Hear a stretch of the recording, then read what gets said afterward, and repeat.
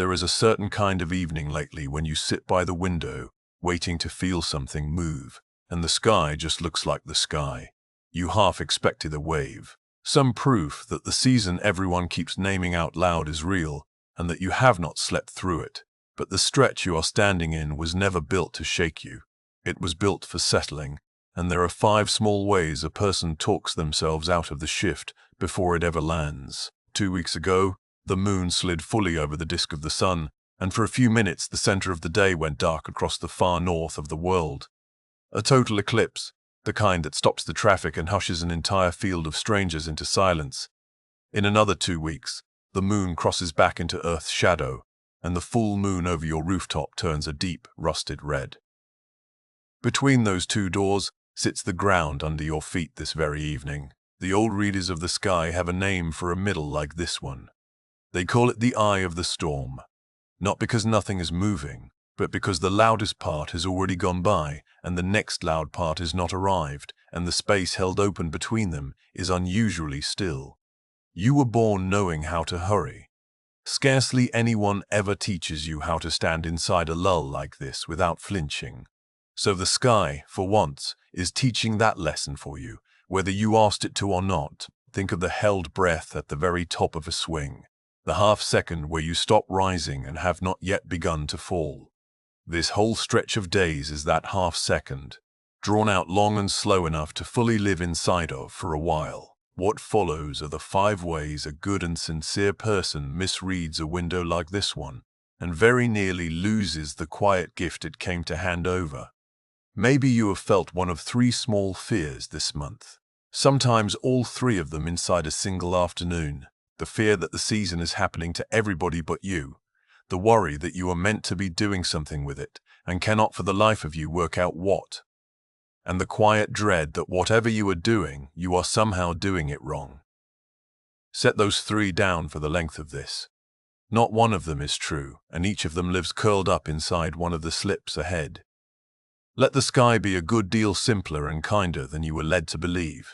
The first slip wears the mask of patience, which is why it fools so many steady and thoughtful people. You decide, somewhere below your own hearing, that the real work starts later, after the red moon. After the season closes over and your life goes back to its usual shape. Until then, you hold your breath through these days the way a passenger holds it in a waiting room, flipping through old feelings, checking the sky for a departure board that never lights up, killing time until the important part finally begins. There is even a small list you keep, half in your head, of the things you will do once things settle down. And all the while, the settling is the thing. You keep thinking of it as the empty pause before the change, but the settling is the change, doing its work in the dark while you stare off the other way. A field left unplanted for a season has not been forgotten by the farmer.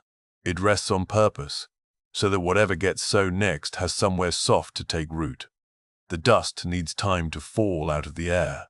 The soil needs to remember how to be still. Your slow evening under the lamp, the dishes only half finished in the sink, the long breath you let out without meaning to, the 10 minutes you drifted off and could not afterwards say where you had gone. None of that is you wasting the season. That is the ground turning itself over where your eyes cannot follow.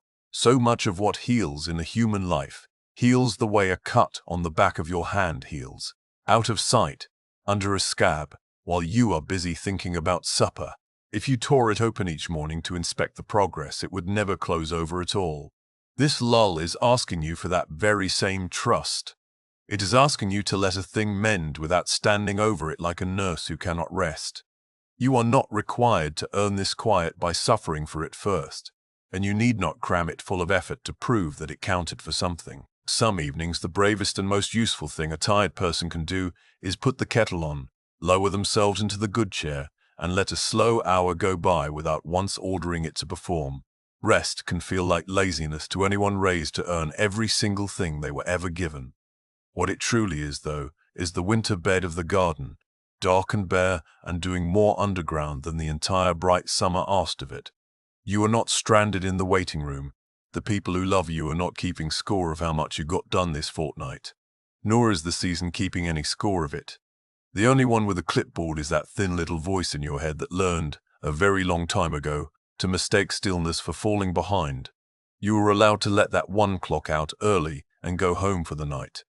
You were already aboard the train. It pulled out of the station the moment the sky went dark 2 weeks back, and it is carrying you somewhere gentle whether you fidget in your seat the entire way or not. The second slip runs in the opposite direction, and careful people tumble into it just as often. Rather than waiting the season out, you try to wring a thunderclap from it by sheer force. You sit down in the evening and demand the revelation on the spot. You want the good long cry, the sudden clean knowing, the moment the entire map of your life rearranges itself right there on the kitchen floor. Having heard that eclipse seasons crack people wide open, you go hunting for the crack, prying at yourself with both hands like a stuck jar lid. You rummage through your own feelings the way you rummage through a junk drawer looking for the one thing you are sure is in there. And when the thunderclap refuses to come on command, you press harder still, and the pressing becomes its own kind of wall between you and the very opening you were reaching toward. It works the way sleep works. The harder you chase it across the pillow in the small hours, the further off it drifts, and only when you finally give up and let your mind wander does it slip in and take you. A seed does not sprout any faster because you dig it up each day to check on it. You scroll past someone who swears a faraway retreat rebuilt them from the ground up in a single weekend, and you wonder why your own kitchen has never once done the same for you. Your kitchen is not failing you. Plain rooms rebuild people all the time. They only do it too slowly and too gently to ever photograph. Change in a season like this one hardly ever announces itself with trumpets. It does not kick the door in and stand there dripping with meaning. It leaves the door open a crack and waits for you to wander through on some unimportant Tuesday, thinking about the groceries. And the sky has left you a real clue about where that door truly is. On the 22nd, the sun steps out of Leo, the sign of the stage and the spotlight and the grand gesture, and moves into Virgo, the sign of the swept floor, the tended body, the small task done well. The season passes the microphone from the part of life that roars over to the part that hums, which means the shift you keep chasing in fireworks is far more likely to surface somewhere low to the ground and easy to overlook. In the way you butter your toast one morning without the old knot pulling in your stomach. In the argument you find you no longer have any appetite to have. The phone call you always dreaded, that you pick up one afternoon and somehow do not dread. Or the plain instant on a walk when you catch yourself understanding that the weight which used to ride on your chest is not riding there today. That is what real change tends to look like from the inside of a life. It is rarely a lightning strike. Far more often it is the slow discovery that some old burden got set down without ceremony, and you cannot even name the exact hour your hands unclenched from around it. The third slip is the one to guard against with real tenderness, because here the sky stops being a picture and starts describing the actual weather inside your own head. A few evenings ago, right as this stretch swung open, Mars came to a hard angle with Neptune overhead. Drive meeting fog, the planet of push straining against the planet of dream and blur and dissolve. You do not have to believe a single word about planets to know the mood it leaves behind, because you can feel it in your own body. The low fuel, the motivation that thins out like mist burning off a field so that a task which felt possible on Monday feels like wet paper by Thursday. The judgment that goes soft around its edges where a passing swell of feeling can put on a costume and pass itself off as a permanent truth. This haze does not lift the instant the angle breaks apart. It hangs around through the very days you are living now. And that is exactly the hour when a person feels most tempted to reach for the large lever, the one that cannot be pulled back. To quit the thing outright, to fire off the message that can never be unsent, or to burn the bridge while the fog makes the far bank look already lost. So here is a gentle rule for a foggy week, offered the way a friend would offer it across a kitchen table. When the urge rises up to overturn your entire life in a single afternoon, meet it kindly and meet it slowly. Say it out loud to the empty room. Write it down on a scrap of paper where you can read it back in the plain light of the following morning. Then let it sit there and wait. A change that is truly real will still be real a week from now, in clearer air, and it will thank you for the patience. A decision cut out of fog almost never survives the moment the fog burns off, and you will be so relieved you never acted on it. It is the same reason you do not drive off the instant your windscreen fogs over. You wait the extra minute for the glass to clear because the road has not gone anywhere, and neither has your life. The trouble that looked enormous at 2 in the morning has a way of looking merely tiresome by 7. Once the light comes up and the coffee is made, this is no flaw in you, and no weakness either. A tired mind works this way after dark, when the body runs low. Feeling runs loudest at night and settles quietest in the morning. And the kind thing to do with yourself is to let the morning cast the deciding vote. There is one more plain thing that belongs right here, said plainly, because it matters more than everything else on this list put together. If the heaviness you are carrying is more than the passing weather of one hard week, if it settles onto your chest and will not lift no matter what the sky above you does, then reaching toward a trusted person, or toward a good and steady professional, is not a sign that anything in you has failed. It is one of the bravest and most ordinary things a human being ever does. And you are allowed to do it on any day you need to, eclipse overhead or no eclipse at all. Nothing said here is a promise about how your week will turn out. It is only an arm around your shoulder while you walk through it. Take a breath before the next one, because you have been asked to hold a great deal. See, if you can, how these first 3 slips are really one slip, wearing different clothes. Each of them is a quarrel with your own ordinary pace. Rushing the rest, forcing the bloom, acting from the fog, all of it is the same old refusal to let a slow thing be slow. You are allowed to be exactly as slow as this season is. It has no schedule for you to fall behind on. The 4th slip hides inside a single phrase you have seen 100 times this month, splashed across every feed and every thumbnail in red block letters. Blood moon. It slides into your mind and sets a bar there without ever once asking your permission. You imagine the entire moon drowned in blood red, a sky torn straight out of some old prophecy, and you glance over at your own plain, uneventful week and feel it come up short against the picture. So here is the honest version, because you have earned the real sky and not the sold one. The eclipse coming in a fortnight is what the sky watchers call a deep partial. The moon slides almost the entire way into Earth's shadow, deep enough that most of its round face flushes that rusted copper red the headlines keep promising. But a thin, bright rim stays out in the sunlight the entire time it lasts, like a sliver of the old silver moon refusing to go under with the rest of it. The full disk does not turn red.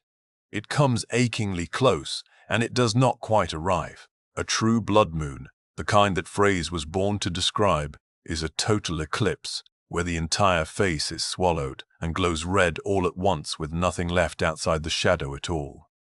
The last one of those graced the sky this past spring. The next true one will not come back around until the very end of 2028, more than 2 years down the road from where you sit tonight. What is coming to your window is the beautiful almost, and if that almost is honest company for anything on this earth, it is honest company for a week that stirred and shifted and still did not fully arrive at the grand thing you were promised. You and the sky are in the very same condition this month. Neither of you fell short of a single thing. Both of you are, in your own honest way, almost. There is a reason the loud word sells and the true one steadies. Fear moves faster than comfort, and a headline has bills to pay, but you can keep the true picture in your pocket like a smooth stone and reach for it whenever the noise tries to shrink your own gentle week down to nothing. Hold on to one more mercy while you are here, because it gently undoes a fear the headlines love to plant. This coming eclipse is completely safe to watch with your own bare eyes. No glasses, no filter, nothing at all between you and it, which is not how the solar eclipse worked a fortnight back, when staring straight at it without protection could truly have harmed you. A lunar eclipse asks for none of that caution. You can stand out in your yard in the dark, or lean on your own windowsill in your robe with a blanket pulled around your shoulders, and watch the round shadow of the earth crawl slowly over the face of the moon for as long as you please. That bright rim that never goes under is like a small night lamp somebody left burning for you. When the night finally comes, do yourself one small kindness. Step outside or push open a window and give the almost red moon 10 honest minutes of your plain attention.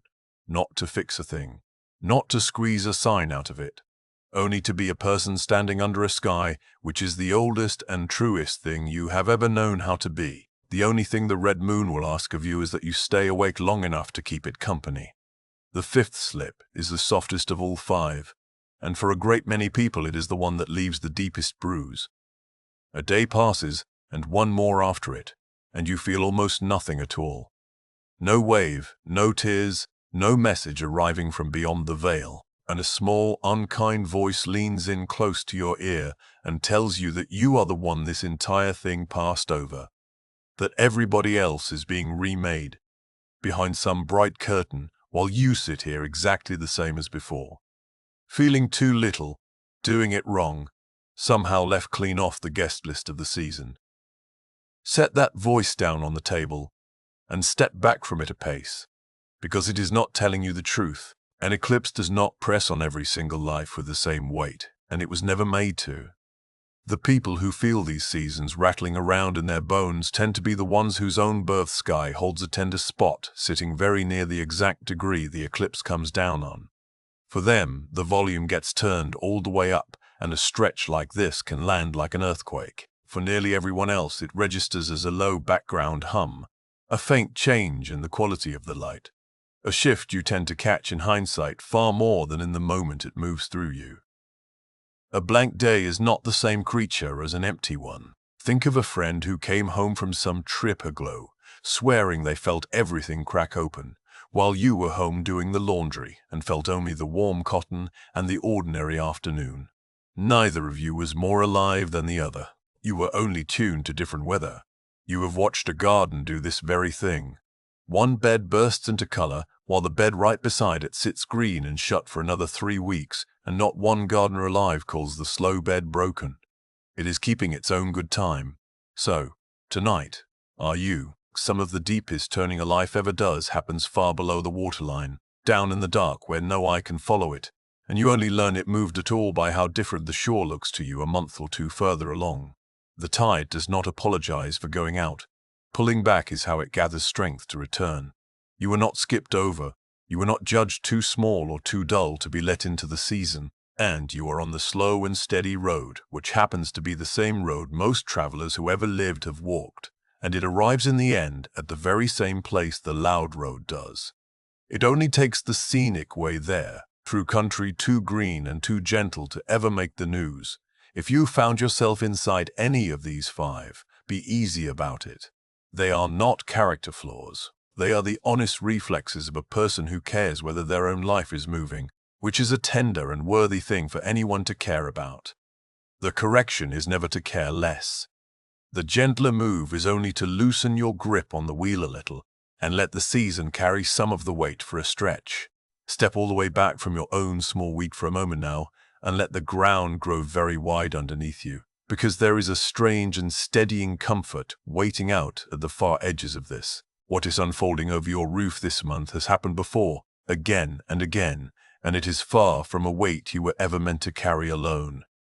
Eclipses keep time. They come back around at a long and patient rhythm that the old sky watchers found and counted and handed carefully down the generations. A little over 18 years and 11 days from one echo to the next. 223 full turns of the moon through all of its phases before the shadow returns, close kin to the one that came before it. The eclipse that darkened the daytime sky 2 weeks ago belongs to one such family. A single long line of them that first opened more than 800 years back and will keep returning, year upon year, for centuries after every person now breathing has gone. The one just before it in that same line arrived in the late summer of 2008. Somebody stood beneath that one too, a lifetime of small worries resting on their shoulders, feeling something not so far from what you are feeling this evening. Go back much further still, and you find people pressing these very returns into soft wet clay with the cut end of a reed, keeping patient lists of every darkened moon by the light of an oil lamp, more than 2,500 years ago in the river cities of the ancient world. They could not board a plane, and they could not read a headline, yet they had watched the heavens long enough and closely enough to know when the shadow was due, and they marked its coming with a reverence that has few equals in the hurried speech of today. Later still, on the far shore of that same sea, Other hands assembled a small machine out of bronze gears, a thing no bigger than a mantel clock, which could be turned by a hand crank to point ahead to the next eclipse before it ever happened. That little machine went down in a shipwreck and lay under the water for 2,000 years, until sponge divers hauled it back up into the daylight in the year 1901. Carved around the back face of it was a spiral divided into 223 little chambers, one for every single step of that same ancient rhythm the clay tablets had been counting by lamplight. The number pressed into Babylonian mud, and the number etched into a drowned Greek machine, and the number governing the red moon set to rise over your street are one and the same number. Think of who those people were: a mother in a river city, hushing a child, glancing up at a shadow she had been told to expect. A sailor on a wooden deck, watching the same red moon over a black sea. People divided from you by entire oceans and long stacks of centuries stood in precisely the spot where you are standing and looked up at precisely this and felt in their own chests that it mattered. You are not the first to stand at this gate. Somebody's whole evening work, year after year after year, was to sit down with a slab of clay and a reed and keep faith with the sky. That was devotion, though no one back then would have used the word. You are keeping a smaller, quieter version of the same faith tonight, doing nothing grander than lifting your face up to the window. You are only the newest, the freshest link in a chain of upturned faces that runs back further than anyone alive can properly imagine. So come back now to your own small evening and bring every last bit of that vastness home with you into it. The lamp, the window, the cup of tea gone lukewarm at your elbow, the sky outside that tonight looks like nothing more than the plain and ordinary sky. Whatever these days have really held for you, whether some real and tender stirring or a long flat calm or some third thing hovering in between that you cannot find the word for, let it be enough, for the plain reason that it already is. A quiet and uneventful day carries exactly as much truth inside it as a day lit up from end to end with signs and wonders. There is no dramatic experience you are required to produce here in order to prove that you were truly present for your own life. A gentle season is not a failed one. You did not have to weep or wake at 3 a.m. struck by a sudden knowing, or feel the very floor tilt under your feet, in order to have really been here for this. Being here was always more than plenty, and the warm secret hiding underneath all 5 of these slips turns out to be one and the same secret, wearing 5 different coats. You are not the exception, singled out by the sky and left behind while the others go on ahead of you, nor are you the chosen one, marked in the stars for some fate the rest of them were passed over for. You are one more ordinary person in good and gentle company, standing at a gate that human beings have gathered before for thousands upon thousands of years, looking up at the same slow shadow with the same tender, uncertain, hopeful heart. Nothing is left for you to catch up on. No better version of you exists somewhere across town, doing this season correctly while you fumble your way through it. There is only you in this chair, under this one particular sky, already home. This was never a test that you could fail. It is a season you are allowed to live all the way inside of. So live inside it. Let the red moon climb up over your own roof a couple of weeks from now, and let it be beautiful, and let it be almost, and let that be exactly, and wonderfully, and more than enough.